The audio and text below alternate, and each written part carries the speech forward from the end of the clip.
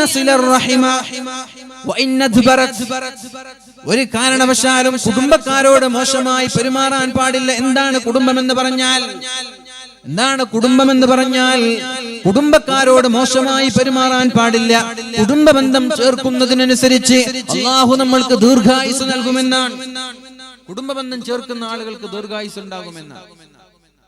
കുടുംബബന്ധം ചേർക്കുന്നവർക്ക് അല്ലാഹു ദീർഘായുസ് നൽകുമെന്നും അല്ലാഹു അവർക്ക് രോഗങ്ങൾ നൽകൂല എന്നാണ്. ആഫിയത്തോടെയുള്ള ആയുസ് ഉണ്ടാകും.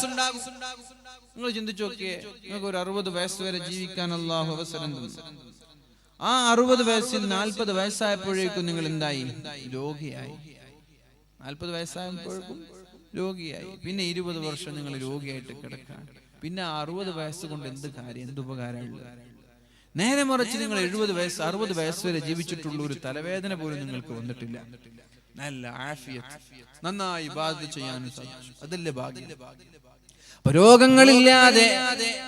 രോഗങ്ങളില്ലാതെ ആഫിയത്തോടെയുള്ള ദീർഘായുസ് ലഭിക്കാനുള്ള വഴി കുടുംബബന്ധം ചേർക്കലാണ്.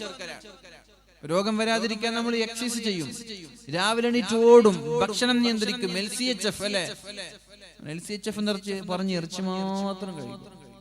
ചില ആളുകൾ റൈസ് കഴിക്കാൻ പാടില്ല, ഗോതമ്പ് കഴിക്കാൻ പാടില്ല, ധാന്യമണികൾ കഴിക്കാൻ പാടില്ല. അതൊക്കെ പിന്നെ നമ്മള് ഷുഗർ ഉണ്ടാവും, ഫാറ്റ് ഉണ്ടാവും. അതുകൊണ്ട് ഇറച്ചി മാത്രം കഴിക്കുന്ന കുറച്ച് ആളുകൾ. ഇതൊക്കെ ആയിക്കോട്ടെ, നിങ്ങൾ ഇഷ്ടമാണ്. പക്ഷേ നമ്മൾക്ക് നമ്മുടെ ആയുസ്സിൽ ബറക്കത്ത് കിട്ടാനും ദീർഘായുസ് ലഭിക്കാനുമുള്ള വഴി കുടുംബബന്ധം ചേർക്കാൻ. കുടുംബക്കാർക്ക് സഹായം നൽകുകയും കുടുംബക്കാരുടെ വീട്ടിലേക്ക് ഇടയ്ക്കിടെ പോവുകയും സമ്മാനങ്ങളുമായി പോകുന്നവർ, അവരുമായി ബന്ധം സ്ഥാപിക്കുന്നവർ, ഒരാളോടും പിണങ്ങാതെ ജീവിക്കുന്നവർ. കുടുംബക്കാരെന്ന് പറയുമ്പോ ഉപ്പ ഉമ്മ നമ്മുടെ കുടുംബക്കാരാണ്. ഉപ്പമാരോട് പിണങ്ങാൻ പാടില്ല, ഉമ്മമാരോട് പിണങ്ങാൻ പാടില്ല. അല്ലാഹുവിന്റെ തൃപ്തി മാതാപിതാക്കളുടെ തൃപ്തിയിലാണ്. അല്ലാഹുവിന്റെ കോപം മാതാപിതാക്കളുടെ കോപത്തിലാണ്. അല്ലാഹുവിന് നമ്മോട് ഇഷ്ടമാണോ ഇല്ലേ എന്ന് എങ്ങനെയാണ് തിരിച്ചറിയുക? അല്ലാഹുവിന് നമ്മോട് കോപമാണോ അല്ലേ എന്ന് എങ്ങനെയാണ് തിരിച്ചറിയുക? പരിശുദ്ധ റസൂലുള്ളാഹി സ്വല്ലല്ലാഹു അലൈഹി വസല്ലമ തങ്ങൾ പറയാണ്, മാതാപിതാക്കൾക്ക് നമ്മോട് ഇഷ്ടമാണെങ്കിൽ അല്ലാഹുവിനും നമ്മോട് ഇഷ്ടമാണ്. ഉമ്മയോട് ചോദിക്കാം, ഉപ്പയോട് ചോദിക്കാം, ഉപ്പാ എന്നെ കുറിച്ച് നിങ്ങളുടെ അഭിപ്രായം എന്ത്? ഉമ്മയോട് ചോദിക്കാം, എന്നെ കുറിച്ച് നിങ്ങളുടെ അഭിപ്രായം എന്ത്? നിങ്ങൾക്ക് എന്നോട് ദേഷ്യമാണോ ഇഷ്ടമാണോ എന്ന് മാതാപിതാക്കളോട് ചോദിക്കാം. അവർക്ക് ദേഷ്യമാണെങ്കിൽ അല്ലാഹുവിനും നമ്മോട് ദേഷ്യമാണ്. അവർക്ക് ഇഷ്ടമാണെങ്കിൽ അല്ലാഹുവിനും നമ്മോട് ഇഷ്ടമാണ്. അതുകൊണ്ട് മാതാപിതാക്കളുടെ കാര്യം വളരെ ഗൗരവത്തോടെ എടുക്കണം. അവരോട് മോശമായി പെരുമാറരുത്. അവരുടെ മുമ്പിൽ നടക്കാൻ പാടില്ല, അവരുടെ പേര് വിളിക്കാൻ പാടില്ല, അവരുടെ മുമ്പിൽ ഉച്ചത്തിൽ സംസാരിക്കാൻ പാടില്ല.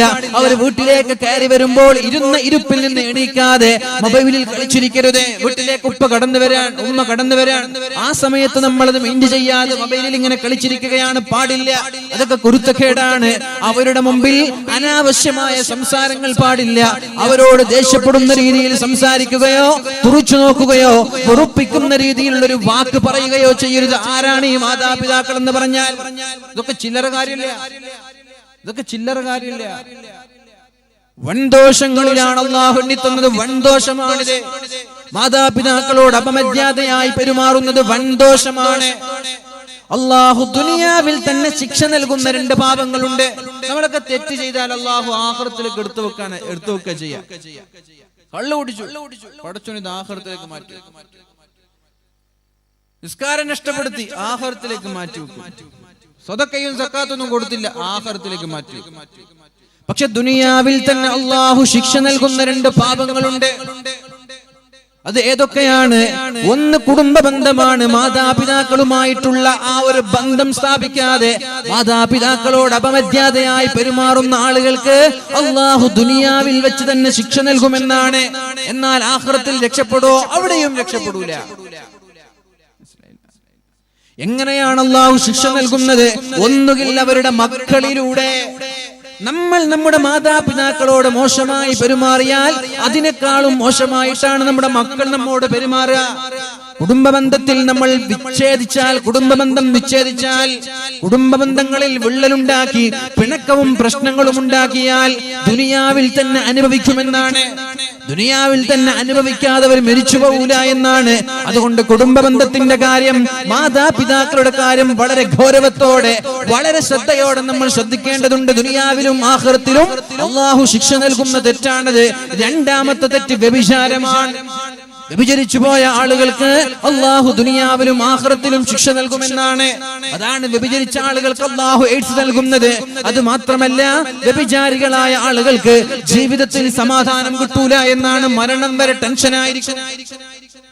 ജീവിതത്തിൽ ഒരു തവണ വ്യഭിചരിച്ചാൽ, കുറെ തവണ ഒന്നും വേണ്ട, ഒരു തവണ വ്യഭിചരിച്ചാൽ ആ വ്യഭിചാരത്തിന്റെ പേരിൽ തൗബ ചെയ്ത് മക്കത്ത് പോയി ഉംറ ചെയ്ത് ഹജ്ജ് ചെയ്ത് അല്ലാഹുവിനോട് പശ്ചാത്തപിച്ച് മടങ്ങിയാലും ആ ഒരു വ്യഭിചാരത്തിന്റെ പേരിൽ മരണം വരെ അയാൾ ദുഃഖിച്ചുകൊണ്ടേയിരിക്കുമെന്നും മരണം വരെ അതിന്റെ പേരിൽ അയാൾക്ക് മാനസികമായ പ്രശ്നങ്ങൾ ഉണ്ടാകുമെന്നും മഹാന്മാര് പഠിപ്പിക്കുന്നുണ്ട്. രണ്ട് തെറ്റുകളാണ് അല്ലാഹു ദുനിയാവിലും ആഖിറത്തിലും ശിക്ഷ നൽകുന്നത്. ഒന്ന്, മാതാപിതാക്കളോട് അപമര്യാദയായി പെരുമാറുന്നത്. രണ്ട്, വ്യഭിചാരമാണ്. ഈ രണ്ട് കാര്യങ്ങൾ വളരെ ഗൗരവത്തോടെ നമ്മൾ പേടിച്ചിരിക്കേണ്ട വിഷയമാണ്. അല്ലാഹു നമ്മെ കാക്കുമാറാവട്ടെ. അല്ലാഹു നമ്മെ കാക്കുമാറാവട്ടെ. അപ്പൊ മാതാപിതാക്കളുമായുള്ള ബന്ധം ശരിയാക്കണം. അതേപോലെ മക്കളുമായിട്ടുള്ള ബന്ധം അതും ശ്രദ്ധിക്കാനുണ്ട്. മക്കളുമായുള്ള ബന്ധം അതും നമ്മൾക്ക് ശ്രദ്ധിക്കാനുണ്ട്. അല്ലാഹു തആല ആദ്യമായി മാതാപിതാക്കളോടാണ് ചോദിക്കുന്നത് മക്കളെ കുറിച്ച്. അവർക്ക് കൊടുക്കേണ്ട ബാധ്യതകൾ നിങ്ങൾ കൊടുത്തിട്ടുണ്ടോ എന്ന്. ആദ്യം മക്കളെ വിളിച്ചിട്ട് ചോദിക്കല്ല, നിങ്ങൾ മാതാപിതാക്കളെ ബഹുമാനിച്ചിട്ടുണ്ടോ എന്നല്ല ചോദിക്കുക. ആദ്യം വിളിക്കുന്നത് ഉപ്പയെയും ഉമ്മയുമാണ്. നിങ്ങളെ മക്കൾക്ക് പഠിപ്പിക്കേണ്ടതൊക്കെ പഠിപ്പിച്ചിട്ടുണ്ടോ എന്ന് ചോദിക്കും. അങ്ങാടകരെവിടെ? അങ്ങാടകരില്ലേ? ആ തേനൊക്കെ വേഗം കൊടുത്തോളി. ഇന്നലെ തേന് വാങ്ങാത്ത ആളുകൾ ആരാണല്ലേ? ആ തേന് പെണ്ണുങ്ങൾക്ക് ആണുങ്ങൾക്കൊക്കെ മുഴുവനും കൊടുത്തോളൂ. ഒരു 313 രൂപ വെച്ചു. ഞാൻ 501 വിചാരിച്ചാണ്. സംഘാടകർ പറഞ്ഞൊരു 313 മതി. അപ്പൊ ഒരു 313 രൂപ വെച്ച് 500 കഴിയുന്നാൽ 500 തന്നെ കൊടുത്തോളൂ. 313 നോക്കണ്ട. 500 കഴിയുന്ന ആളുകൾ 500 കൊടുത്തോളൂ. പെണ്ണുങ്ങളായാലും ആണുങ്ങളായാലും ഇതൊക്കെ അല്ലാഹുവിന് വേണ്ടിയിട്ടുള്ള സദഖയാണെന്ന് മനസ്സിലാക്കണം. അങ്ങനെ എല്ലാവർക്കും ഒന്ന് കൊടുങ്ങൾ. ഇങ്ങനെ നടന്നിട്ടേ ഇന്നലെ വാങ്ങാത്ത ആളുകൾക്ക് കൊടുത്തോളൂ. ഇന്നലെ വാങ്ങിയ ആളുകൾക്കും ആണെങ്കിൽ കൊടുക്കും. അത്തിപ്പറ്റ ഉസ്താദ് എന്തൊരു ചോദ്യത്തിനാണ്. അത്തിപ്പറ്റ ഉസ്താദിനെ ഞാൻ നിങ്ങൾക്ക് പരിചയപ്പെടുത്തി തരേണ്ട ആവശ്യമില്ല. ജീവിച്ചിരിക്കുന്ന വലിയൊരു സുഫി വല്യനാണ് അദ്ദേഹം. നമ്മുടെ കേരളക്കരയും ലോകം മുഴുവൻ അംഗീകരിക്കുന്ന വലിയൊരു സുഫി വല്യൻ. അള്ളാഹു അദ്ദേഹത്തിന് ആഫിയത്തും ഇസ്സത്തും പ്രദാനം ചെയ്യട്ടെ. അദ്ദേഹം എന്തൊരു ചോദ്യത്തിനാണ്. അതുകൊണ്ട് എന്ത് ചെയ്യുക, എല്ലാവരും വാങ്ങിച്ചിട്ട് ഒരു 313 രൂപ അല്ലെങ്കിൽ ഒരു 500 രൂപ. അതാണ് ഏറ്റവും എളുപ്പം. 313 ആകുമ്പോൾ ഇതൊക്കെ എണ്ണി കൊടുക്കണ്ടേ. 300 എടുക്കണം, പിന്നെ 10 എടുക്കണം, പിന്നെ 3 എടുക്കണം. റിസ്ക് അല്ലേ? ഒരു 500 രൂപയ്ക്ക് വാങ്ങിച്ചോളൂ. എല്ലാവരും പെണ്ണുങ്ങളാണുങ്ങളൊക്കെ 500 രൂപയ്ക്ക് വാങ്ങിച്ചോളൂ. അള്ളാഹു തൗഫീഖ് ചെയ്യട്ടെ. അള്ളാഹു ശിഫ നൽകട്ടെ. അതുകൊണ്ട് പോയിട്ട് ഒരു 11 ഫാത്തിഹ ഓതി അതിലൂത, ഒരു 11 ഫാത്തിഹ ഓതി അതിലൂത, എന്നിട്ട് കുടിക്കുക. അള്ളാഹു എല്ലാ രോഗങ്ങൾക്കും ശിഫ നൽകും ഇൻഷാ അല്ലാഹ്. ആത്മാർത്ഥമായിട്ട് ഒരു ഊതുവൊക്കെ ചെയ്ത് ആത്മാർത്ഥമായിട്ട് ഒരു 11 ഫാത്തിഹ ഓതിയിട്ട് ഊത, എന്നിട്ട് കുടിക്കുക. അള്ളാഹു ശിഫ നൽകട്ടെ. അള്ളാഹു ശിഫ നൽകട്ടെ. അള്ളാഹു ശിഫ നൽകട്ടെ. അപ്പൊ മാതാപിതാക്കളോട് അള്ളാഹു ആദ്യം മക്കളെ കുറിച്ച് ചോദിക്കുന്നതാണ്. ആദ്യം ചോദിക്കൽ മക്കളോടല്ല. എന്തെങ്കിലും ഉപ്പാനെ ബഹുമാനിക്കാത്തത് നല്ല ചോദിക്കുക. എന്തേ നിങ്ങൾ നിങ്ങളുടെ മക്കൾക്ക് എന്താ പഠിപ്പിച്ചത്? മക്കൾക്കുള്ള കടമകൾ നിങ്ങൾ നിർവഹിച്ചിട്ടുണ്ടോ എന്നാണ് ആദ്യം മാതാപിതാക്കളോട് ചോദിക്കുന്നത്. അവർക്ക് ദീൻ പഠിപ്പിച്ചിട്ടുണ്ടോ? മക്കളോടുള്ള കടമകൾ എന്താണ്? അദ്ദിബു ഔലാദകും അലാ തലാത്ത് ഖിസ്വാൽ. മക്കളോടുള്ള കടമകൾ 3 എണ്ണമാണ്. അതിലൊന്ന് ഹുബ്ബി നബിയിക്കും, നബി തങ്ങളെ സ്നേഹിക്കാൻ മക്കൾക്ക് പഠിപ്പിച്ചു കൊടുക്കണം. 2, അഹ്ലു ബൈത്തിനെ, സയ്യിദന്മാരെ, തങ്ങന്മാരെ ബഹുമാനിക്കാൻ പഠിപ്പിക്കണം. 3, പരിശുദ്ധമായ ഖുർആൻ ഓതാനും നമ്മുടെ മക്കൾക്ക് പഠിപ്പിക്കണം. ഇതാണ് അദബ് എന്ന് പറയുന്നത്. മക്കൾക്കുള്ള അദബിൽ ഒന്നാമത്തേത് നബി തങ്ങളെ സ്നേഹിക്കാൻ പഠിപ്പിക്കണം. നിസ്കരിക്കാനൊന്നും പഠിപ്പിക്കണ്ട. നിങ്ങളൊരു 5 വയസ്സുള്ള കുട്ടികൾക്ക് നബി തങ്ങളെ പഠിപ്പിക്കും. നബി തങ്ങളെ പഠിപ്പിക്കുക. 5 വയസ്സുള്ള കുട്ടികൾക്ക് നബി തങ്ങളെ പഠിപ്പിക്കും. നബി തങ്ങൾ അവരെ മനസ്സിൽ കയറ്റട്ടെ. പിന്നെ നിങ്ങൾ നിസ്കരിക്കാനൊന്നും പഠിപ്പിക്കണം. അവർ സ്വയം നിസ്കരിച്ചോളൂ. എന്റെ ഹബീബ് കൊണ്ടുവന്ന നിസ്കാരം അതെങ്ങനെയെന്ന് അവർ സ്വയം പഠിക്കും. നബി തങ്ങൾ എങ്ങനെ നിസ്കരിച്ചു അതുപോലെ അവർ നിസ്കരിക്കും. അപ്പൊ അതുകൊണ്ട് നിസ്കരിക്കാനൊന്നല്ല, ഹുബ്ബി നബിയിക്കും, നബി തങ്ങളെ സ്നേഹിക്കാൻ ആദ്യം പഠിപ്പിക്കുക. ആ സ്നേഹം മതി. ജീവിതത്തിൽ തെറ്റു ചെയ്യാതെ ജീവിക്കാൻ അല്ലാഹുവിന്റെ ഹബീബിനെ സ്നേഹിക്കുന്ന ഒരാൾക്ക് എങ്ങനെയാണ് ജീവിതത്തിൽ തെറ്റു ചെയ്യാൻ കഴിയുന്നത്? കഴിയോ? നബി തങ്ങളെ ആത്മാർത്ഥമായിട്ട് സ്നേഹിക്കുന്ന ഒരാൾക്ക് തെറ്റു ചെയ്യാൻ കഴിയോ? ഇപ്പൊ നമ്മൾ ആത്മാർത്ഥമായി അകമഴിഞ്ഞ് സ്നേഹിക്കുന്ന ഒരാൾ നമ്മളോട് എന്തെങ്കിലും ഒരു കാര്യം പറഞ്ഞാൽ നമ്മളത് ഒഴിവാക്കോ, കേൾക്കാതിരിക്കോ? ഇപ്പൊ കല്യാണം ഒന്നും കഴിഞ്ഞിട്ടില്ല എന്ന് വിചാരിക്കും. എൻഗേജ്മെന്റ് കഴിഞ്ഞ സമയമാണ്. എൻഗേജ്മെന്റ് കഴിയുമ്പോൾ പിന്നെ പെണ്ണുങ്ങളോട് വല്ലാത്ത സ്നേഹമായിരിക്കും ആണ് അവർക്ക് തിരിച്ചിങ്ങോട്ടും. അപ്പൊ അവരിങ്ങനെ എൻഗേജ്മെന്റ് കഴിഞ്ഞൊരു പെണ്ണ് പറയാണ് നിക്കാഹ് കഴിഞ്ഞെന്ന് വിചാരിച്ചു, എൻഗേജ്മെന്റ് കഴിഞ്ഞിട്ട് മുണ്ടാനൊന്നും പാടില്ലല്ലോ. അപ്പൊ നിക്കാഹ് കഴിഞ്ഞൊരു പെണ്ണ് നിങ്ങളോട് പറയാണ് എനിക്ക് അത് വാങ്ങിച്ചു തരണം. നിങ്ങൾ കറങ്ങാൻ പോയി, അപ്പൊ നിങ്ങൾ പെണ്ണ് പറയാണ് എനിക്കൊരു ഡയറി മിൽക്ക് വേണം, നിങ്ങൾ പെട്ടെന്ന് വാങ്ങിച്ചു കൊടുക്കും. എന്നാൽ കല്യാണം കഴിഞ്ഞ് 5 മാസം കഴിഞ്ഞാൽ പിന്നെ നിങ്ങൾ ഡയറി കൊലക്കാന്ന് പറയും, ഡയറി മിൽക്കല്ല. അതിന്റെ ആ നല്ല സ്നേഹമുള്ള സമയമാണ് നിക്കാഹ് കഴിഞ്ഞുവിടാൻ, അല്ലെങ്കിൽ കല്യാണം കഴിഞ്ഞുവിടാൻ. അപ്പൊ എന്ത് പറഞ്ഞാലും കേൾക്കും, എന്റെ സ്നേഹം നന്നായി മനസ്സിലാക്കും. പിന്നെ സ്നേഹമില്ല എന്നല്ല, പിന്നെ കല്യാണം കഴിഞ്ഞ് 5 മാസം കഴിഞ്ഞ് സ്നേഹം പോയി എന്നല്ല, സ്നേഹം ഉണ്ടാവും. പക്ഷെ നമ്മൾ സ്വന്തമായി എന്നിപ്പോ സ്വന്തമല്ല ആയിക്കൊണ്ട് വരുന്നുണ്ട്. അതുകൊണ്ടാണ് അപ്പൊ അതിന്റെ അർത്ഥം ഇനി വാങ്ങിച്ചു കൊടുത്തില്ലെങ്കിൽ സ്നേഹമില്ല എന്നൊന്നുമല്ല പറഞ്ഞു വരുന്നത്. നമ്മൾക്ക് ആ സ്നേഹം, അതിന്റെ ആത്മാർത്ഥമായ സ്നേഹം നമ്മൾക്ക് ഉണ്ടാകുമ്പോൾ അവരെന്ത് പറഞ്ഞാലും നമ്മൾ കേൾക്കും. അവർക്ക് ഇഷ്ടപ്പെടുന്നതേ നമ്മൾ ചെയ്യും. ആ സമയത്ത് പെണ്ണ് പറയുകയാണെങ്കിൽ സീസർ വലിക്കില്ല എന്ന് പറഞ്ഞാൽ വലിക്കൂല അല്ലെ. പെണ്ണ് പറയുകയാണെങ്കിൽ സീസർ വലിക്കുന്നത് എനിക്ക് ഇഷ്ടമല്ല കേട്ടോ എന്നാൽ വലിക്കൂല, അറിയാതെ പോയിട്ട് രഹസ്യമായിട്ട് മുമ്പിൽ വലിക്കൂല. അപ്പൊ അതേപോലെ നബിത്തങ്ങളോടുള്ള സ്നേഹം നമ്മൾ കൊത്തിവെക്കുക, നമ്മുടെ മക്കളിൽ കൊത്തിവെക്കുക, ചെറുപ്പത്തിലേ കൊത്തിവെക്കുക. ചെറുപ്പത്തിലെ മക്കൾ കേൾക്കേണ്ടത് നബിത്തങ്ങളെ കുറിച്ചും ദീനിനെ കുറിച്ചൊക്കെ ആയിക്കോട്ടെ. അങ്ങനെ അല്ലാഹുവിന്റെ ഹബീബിനെ മനസ്സിലാക്കാനും സ്നേഹിക്കാനും നമ്മുടെ മക്കൾ തുടങ്ങിയാൽ അവർ സ്വയം നിസ്കരിക്കാൻ തുടങ്ങും, സ്വയം ഖുർആൻ ഓതാൻ തുടങ്ങും. ഒന്നാമത്തെ അദബ് മക്കൾക്ക് നബിത്തങ്ങളോടുള്ള സ്നേഹം ഇട്ട് കൊടുക്കലാണ്. നന്നായി സ്നേഹിക്കട്ടെ. അപ്പൊ നബിത്തങ്ങളെ കുറിച്ചുള്ള ചരിത്രങ്ങൾ കേൾക്കും. ഉമ്മമാര് പറഞ്ഞു കൊടുക്കുക, നബിത്തങ്ങളുടെ ജീവിതത്തിലെ ചരിത്രങ്ങളൊക്കെ ചെറുപ്പത്തിലേ പറഞ്ഞു കൊടുക്കുക. അപ്പൊ അവർക്ക് കൂടുതൽ പഠിക്കാൻ ആഗ്രഹം വരുമ്പോൾ അവർ പുസ്തകം വാങ്ങിച്ചു വായിക്കും. യൂട്യൂബിലൂടെ നബിത്തങ്ങളെ കുറിച്ചുള്ള പഠനങ്ങൾ അവർ വേളകൾ അവർ കേൾക്കും. അങ്ങനെ നബിത്തങ്ങളുടെ ഒരു മുഹിബ്ബായി മാറും. അങ്ങനെ മുഹിബ്ബായി മാറിയാൽ പിന്നെ അവരുടെ ജീവിതം നബിത്തങ്ങളുടെ ജീവിതമായി മാറും. അവരുടെ ഡ്രസ് കോഡ്, അവരുടെ ജീവിത രീതി, അവരുടെ ഭക്ഷണം, അവരുടെ ഉറക്കെല്ലാം അല്ലാഹുവിന്റെ ഹബീബായി മാറും. അതുകൊണ്ട് ഉമ്മമാരുടെ മുമ്പിലുള്ള ഒന്നാമത്തെ കടമ അവർക്ക് നല്ല പേരിട്ട് കൊടുക്കണം. അതേപോലെ അവർക്ക് അല്ലാഹുവിന്റെ ഹബീബിനെ സ്നേഹിക്കാൻ പഠിപ്പിക്കണം, അഹ്ലുബൈത്തിനെ സ്നേഹിക്കാൻ പഠിപ്പിക്കണം. അതേപോലെ പരിശുദ്ധമായ ഖുർആനിൽ അവർക്ക് അവഗാഹം നൽകണം. ഖുർആൻ കൊണ്ട് അവരെ കൊണ്ട് ഒതുക്കണം, ഖുർആൻ അവരെ കൊണ്ട് പഠിപ്പിക്കണം. ഇതെല്ലാം മാതാപിതാക്കളുടെ കടമയാണ്. അല്ലാഹു നാളെ ആദ്യമായി നിങ്ങളോട് ചോദിക്കുന്നത് ഇതെല്ലാമാണ്. പിന്നെയോ 7 വയസ്സായാൽ നിസ്കാരത്തിന്റെ കാര്യം, 10 വയസ്സായാൽ നിസ്കരിച്ചില്ലെങ്കിൽ അടിക്കുന്നതിന്റെ കാര്യം, ഇതെല്ലാം വളരെ ശ്രദ്ധയോടെ കൃത്യമായി നമ്മുടെ മാതാപിതാക്കളിൽ നിന്നുണ്ടാവണം. പിന്നെയാണ് മാതാപിതാക്കളെ കുറിച്ച് മക്കളോട് ചോദിക്കുന്നത്. ഭാര്യയും ഭർത്താവും തമ്മിലുള്ള ബന്ധം, ഭർത്താവിനെ വെറുപ്പിക്കാത്ത ഒരു ഭാര്യ, ഭർത്താവിനെ വെറുപ്പിക്കാത്ത ഒരു ഭാര്യ, ആ ഭാര്യ മരിച്ചുപോയാൽ ദഖലത്തിൽ ജന്ന, ആ ഭാര്യ സ്വർഗ്ഗക്കാരിയാണ് എന്ന് മുഹമ്മദുർ റസൂലുള്ളാഹ്. ഒരു പെണ്ണ് മരിച്ചു, കല്യാണം കഴിഞ്ഞിട്ട് 5 വർഷമായി. 5 വർഷത്തിനുള്ളിൽ ഭർത്താവിനെ വെറുപ്പിച്ചിട്ടില്ല. പിന്നെ പെണ്ണുങ്ങൾക്കുള്ള പൊതുവെയുള്ള ഒരു സ്വഭാവം ഭർത്താക്കന്മാരെ മാക്സിമം വെറുപ്പിക്കലാണ്. എന്തെങ്കിലും പറഞ്ഞിട്ട് ഭർത്താവ് ഒരു പക്ഷേ നല്ലത് ചിന്തിച്ചിട്ട് എന്തെങ്കിലും ഒരു കാര്യം പറയുമ്പോൾ അത് നെഗറ്റീവായി എടുത്തിട്ട് തിരിച്ച് ഇങ്ങനെ വെറുപ്പിക്കലാണ് പൊതുവെ ഉള്ളത്. കേട്ട ആളുകളുടെ അഭിപ്രായം പറഞ്ഞിട്ട് പറയാൻ 99% ഇങ്ങനെയാണ്. പിന്നെ 1% വിട്ടു, ആർക്കെങ്കിലും അങ്ങനെ ആരെങ്കിലും ഉണ്ടെങ്കിൽ അവർക്ക് വേണ്ടിയിട്ട് വിട്ടുകൊടുക്കാൻ. വെറുപ്പിക്കുക, കല്യാണം കഴിഞ്ഞാൽ പിന്നെ ഇവർക്ക് പണി വെറുപ്പിക്കണം. അവിടെ പോയാലും വെറുപ്പിക്കൽ, ഇവിടെ വന്നാലും വെറുപ്പിക്കും. നിങ്ങൾ എന്തിനും അവിടെ പോയി എന്താ എന്നെ പറഞ്ഞില്ല, ഇനി പറഞ്ഞതിന് പറയുമ്പോ വൈകിയത് എന്തേ, അതിൽ നേരെ സമയത്ത് തന്നെ പറഞ്ഞ കുറച്ച് ദേഷ്യത്തിൽ പറഞ്ഞു എന്തിന്, അങ്ങനെ എന്തെങ്കിലും ഒരു കാരണം കണ്ടെത്തിയിട്ട് ഇങ്ങനെ വെറുപ്പിക്കുന്ന ഒരു സ്വഭാവമാണ്. അത് ഒഴിവാക്കണം. അങ്ങനെ വെറുപ്പിച്ച പിന്നെ ഭർത്താക്കന്മാർക്ക് മനസ്സിൽ തൃപ്തി ഉണ്ടാവില്ല. അങ്ങനെ തൃപ്തിയില്ലാതെ മരിച്ച നരകത്തിലാണെന്ന്. അതുകൊണ്ടൊരു പെണ്ണ് മരണസമയത്ത്, ഒരു പെണ്ണ് മരിച്ചു പോകുന്ന സമയത്ത് ഭർത്താവിന് അവളെ കുറിച്ച് നല്ല അഭിപ്രായമാണെങ്കിൽ അവൾ ദഖലത്തിൽ ജന്ന, അവൾ സ്വർഗ്ഗത്തിലേക്കാണ് കടന്നു പോകുന്നത് എന്ന് മുഹമ്മദുർ റസൂലുള്ളാഹ്. പരിശുദ്ധ റസൂലുള്ളാഹി സ്വല്ലല്ലാഹു അലൈഹി വസല്ലമ പറയാണ്, അതുകൊണ്ട് പെണ്ണിന്റെ ഏറ്റവും പ്രധാനപ്പെട്ട കടമ എന്ന് പറയുന്നത് ഭർത്താക്കന്മാരെ തൃപ്തിപ്പെടുത്തുക എന്നുള്ളതാണ്. നിങ്ങൾക്ക് ഉമ്മ ഉപ്പൊന്നുമില്ല, നിങ്ങളത് മെയിൻറ്റെയിൻ ചെയ്യേണ്ടതില്ല. നിങ്ങളുടെ ഉമ്മയും ഉപ്പയും നിങ്ങൾക്ക് യാതൊരു എന്തില്ല, കടമയില്ല. കല്യാണം കഴിഞ്ഞാൽ പിന്നെ നിങ്ങളുടെ കടമ നിങ്ങളുടെ ഭർത്താവിനോടാണ്. ഭർത്താവിനുള്ള കടമ കല്യാണം കഴിഞ്ഞാൽ ഭർത്താവിനുള്ള കടമ ഭാര്യയോടല്ല, മാതാപിതാക്കളോടാണ്. നിങ്ങൾ നിങ്ങളുടെ ഉമ്മയും ഉപ്പയും നന്നായി നോക്കണം. നിങ്ങളുടെ ഭാര്യയെ കൊണ്ടും നിങ്ങളുടെ ഉമ്മയും ഉപ്പയും നന്നായി നോക്കണം.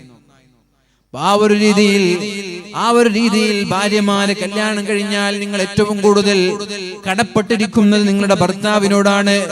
ഭർത്താവിനോട് മോശമായി പെരുമാറിയാൽ അല്ലാഹു നരകത്തിലേക്ക് കൊണ്ടുപോകും, അതിൽ യാതൊരു സംശയമില്ല. അല്ലാഹുവിന്റെ ഹബീബ് സല്ലല്ലാഹു അലൈഹി വസല്ലം സ്വർഗ്ഗത്തിൽ ഏറ്റവും കൂടുതൽ കണ്ടത് മിസ്കീന്മാരെയാണെങ്കിൽ നരകത്തിൽ ഏറ്റവും കൂടുതൽ കണ്ടത് പെണ്ണുങ്ങളെയാണ്. യാ അല്ലാഹ്, പെണ്ണുങ്ങളെ. കാരണമൊന്നുമല്ല, ഭർത്താക്കന്മാരോട് മോശമായി പെരുമാറിയത് തന്നെയാണ് കാരണം. അതന്നെയാണ് കാരണം, വേറൊന്നുമല്ല. പെണ്ണുങ്ങൾ എന്തേ നരകത്തിൽ പോവാനുള്ള കാരണമെന്ന് മഹാന്മാരായ സ്വഹാബാക്കൾ ചോദിച്ചപ്പോ അല്ലാഹുവിന്റെ ഹബീബ് പറഞ്ഞത് തക്ഫുർനൽ അശീർ, ഭർത്താക്കന്മാരെ വെറുപ്പിക്കുന്നവരാണവർ. എത്ര നന്മ ചെയ്താലും അത് ഉൾക്കൊള്ളാൻ അവർ തയ്യാറല്ല. എത്ര നന്മ ചെയ്താലും അവരെ കൊണ്ട് നല്ലത് പറയാൻ അവരെ കൊണ്ട് ആവൂല. എത്ര നന്മ ചെയ്താലും, കാലാകാലം മരണം വരെ നന്മ ചെയ്താലും എപ്പോഴെങ്കിലും ഭർത്താവിൽ നിന്ന് അവർക്ക് ഇഷ്ടപ്പെടാത്തത് കണ്ടുപോയാൽ അതിന്റെ പേരിൽ മരണം വരെ വേദനിപ്പിക്കുന്ന സ്വഭാവം സ്ത്രീകൾക്കുണ്ട്. അതുകൊണ്ട് ഭർത്താക്കന്മാരെ വെറുപ്പിക്കുന്നത് കാരണത്താൽ പെണ്ണുങ്ങളിൽ ഭൂരിഭാഗം പേരും നരകത്തിലായിരിക്കുമെന്ന് മുഹമ്മദുർ റസൂലുള്ളാഹ്. സ്വർഗത്തിലെത്താനുള്ള വഴികൾ നമ്മൾ ചർച്ച ചെയ്യുകയാണല്ലോ. അല്ലാഹു നമ്മൾക്ക് സ്വർഗം നൽകട്ടെ. അതുകൊണ്ട് ഇങ്ങനെ വെറുപ്പിക്കുന്ന വിഷയം, നല്ല കാര്യങ്ങൾ മാത്രം പറഞ്ഞ് നമ്മൾക്ക് ജീവിക്കാലോ, സന്തോഷങ്ങളിൽ ജീവിക്കാലോ. എന്തിനിങ്ങനെ കരയിപ്പിക്കണം, എന്തിനിങ്ങനെ വേദനിപ്പിക്കണം, എന്തിനിങ്ങനെ വിഷമിപ്പിക്കണം? പ്രയാസങ്ങൾ കണ്ടാൽ അത് മറന്നേക്ക്. തെറ്റുകളില്ലാത്ത മനുഷ്യർ ലോകത്തുണ്ടോ? തെറ്റുകൾ കണ്ടാൽ അത് മറന്നേക്ക്. അതൊക്കെ കുഴപ്പമില്ല, മനുഷ്യനല്ലേ. ആ ഒരു രീതിയിൽ കണ്ടുകൂടെ? അതൊക്കെ അഡ്ജസ്റ്റ്മെന്റിലൂടെ നമ്മൾക്ക് അഡ്ജസ്റ്റ് ചെയ്തുകൂടെ? എന്തിനാണ് അതിനൊക്കെ വലിയ വലിയ ആനക്കാര്യമാക്കിയ പ്രശ്നങ്ങൾ ഉണ്ടാക്കുന്നത്? ഭർത്താവായാലും ഭാര്യയായാലും പരസ്പരം ഏറ്റവും നല്ല സ്വഭാവത്തോടു കൂടി ജീവിക്കുക. ഇതൊക്കെ നാളെ ആഖിറത്തിൽ സ്വർഗ്ഗം കാരണമാകുന്നതാണ്. അല്ലാഹു തൗഫീഖ് ചെയ്യട്ടെ. അതേപോലെ കുടുംബക്കാരോടുള്ള കാര്യവും നമ്മൾ ശ്രദ്ധിക്കേണ്ടതുണ്ട്. കുടുംബത്തിന്റെ വിഷയം പറയുമ്പോൾ മൻ സറഹു അയ്യബ്സുതല്ലാഹു ലഹു ഫീ റിസ്ഖിഹി, അല്ലാഹു ഒരാൾക്ക് റിസ്ഖിൽ വിശാലത നൽകണമെന്ന് ആഗ്രഹിച്ചാൽ, സമ്പത്തിൽ ബർക്കത്ത് വേണം, നല്ല സാലറി വേണം, നല്ല വരുമാനം വേണം, നല്ല കൃഷിയിൽ നല്ല ലാഭം വേണം എന്നൊരാൾ ആഗ്രഹിച്ചാൽ, വയുൻസലഹു ഫീ അഥരിഹി, ഒരുപാട് കാലം ജീവിക്കണമെന്ന കൊതിയുണ്ടെങ്കിൽ ഫല്യസിൽ റഹിമഹു, കുടുംബബന്ധം ചേർക്കണമെന്ന് മുഹമ്മദുർ റസൂലുള്ളാഹ് സല്ലല്ലാഹു അലൈഹി വസല്ലം. ലാ യദ്ഖുലുൽ ജന്നത ഖാതിഉൻ, ഒരിക്കലും കുടുംബബന്ധം വിച്ഛേദിക്കുന്ന ആളുകൾ ഒരിക്കലും സ്വർഗ്ഗത്തിൽ കിടക്കൂല എന്നാണ് പറഞ്ഞത്. ലാ യദ്ഖുലുൽ ജന്നത ഖാതിഉൻ, കുടുംബബന്ധം വിച്ഛേദിക്കുന്നവർ, കുടുംബക്കാരുമായി പിണക്കമുള്ളവർ, ഇവർ സ്വർഗ്ഗത്തിലേക്ക് കടക്കൂല എന്നാണ്. ആദ്യം സ്വർഗ്ഗത്തിൽ കടക്കുന്നവരിൽ ഇവർ ഉൾപ്പെടൂല എന്നാണ്. അവരെ ഒരുപാട് കാലം നരകത്തിലിട്ട് ശിക്ഷിച്ച് ഒരുപാട് കാലത്തിന് ശേഷമാണ് അവർക്ക് അല്ലാഹു സ്വർഗ്ഗം നൽകുക. കുടുംബബന്ധം വിച്ഛേദിക്കുന്ന ആളുകൾ. അല്ലാഹുവിന്റെ ഹബീബ് സല്ലല്ലാഹു അലൈഹി വസല്ലം തങ്ങൾ പറയുകയാണ്, വഅമറനീ അൻ നസിലർ റഹിമ, കുടുംബബന്ധം ചേർക്കാൻ എന്റെ ഹബീബ് എന്നോട് പറഞ്ഞു. വഇന്നദ്ബറത, അവരെത്ര മോശമായി പെരുമാറിയാലും നമ്മൾ അതേ നാണയത്തിൽ പെരുമാറാതെ, അതേ രീതിയിൽ തിരിച്ചു പ്രതികരിക്കാതെ, സമാധാനത്തോടുകൂടി പുഞ്ചിരിയോടുകൂടി കുടുംബക്കാരോട് പെരുമാറി കുടുംബബന്ധം ചേർക്കാൻ എന്റെ ഹബീബ് എന്നോട് പറഞ്ഞുവെന്ന് മഹാനായ അബൂ ദർ റളിയല്ലാഹു അൻഹു. ലാ തൻസിലുർ റഹ്മത്തു അലാ ഖൗമിൻ ഫീഹിം ഖാതിഉ റഹിമിൻ, കുടുംബബന്ധം വിച്ഛേദിച്ച ഒരാൾ ഒരു സദസ്സിലുണ്ടെങ്കിൽ, കുടുംബബന്ധം വിച്ഛേദിച്ച ഒരാൾ ഒരു സദസ്സിലുണ്ടെങ്കിൽ ആ സദസ്സിലേക്ക് അല്ലാഹുവിന്റെ മലക്കുകൾ ഇറങ്ങൂല എന്ന് മുഹമ്മദുർ റസൂലുള്ളാഹ്.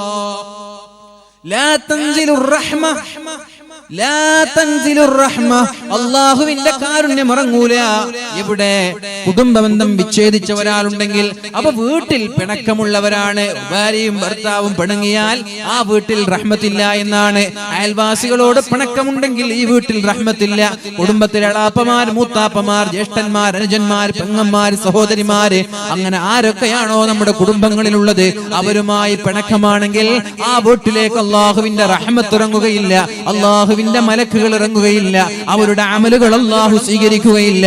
അവരെങ്ങാനും മരിച്ചുപോയാൽ ദഖലന്നാർ, നേരെ പോകുന്നത് നരകത്തിലേക്കായിരിക്കും. അതുകൊണ്ട് കുടുംബബന്ധം എന്ന വിഷയം വളരെ ഗൗരവത്തോടെ സൂക്ഷിക്കണമെന്ന് എന്റെ ഹബീബ് എന്നോട് പറഞ്ഞുവെന്ന് മഹാനായ അബൂ ദർ റളിയല്ലാഹു അൻഹു അലി ഇബ്നുൽ ഹുസൈൻ തങ്ങൾ പറയുന്നുണ്ട്. അദ്ദേഹത്തിന്റെ മകനോട് പറയാണ്, യാ ബുനയ്യ ലാ തസ്ഹബന്ന ഖാതിഅ റഹിമിൻ, കുടുംബബന്ധം മുറിച്ചു നിൽക്കുന്ന ഒരാളെ കണ്ടാൽ അയാളുടെ കൂടെ നടക്കാൻ പാടില്ല, അയാളുടെ കൂടെ ഇരിക്കാൻ പാടില്ല, അയാളുടെ കൂടെ യാത്ര ചെയ്യാൻ പാടില്ല, അയാളുടെ കൂടെ ഭക്ഷണം കഴിക്കാനും പാടില്ല.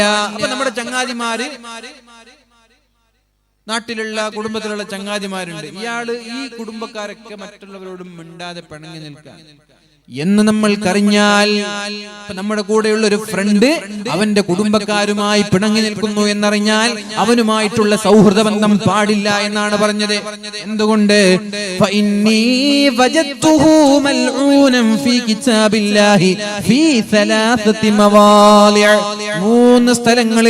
മൂന്ന് സ്ഥലങ്ങളിൽ ഈ വിഭാഗം ആളുകളെ അള്ളാഹു ശപിച്ചതായിട്ട് ഞാൻ കണ്ടിട്ടുണ്ട്.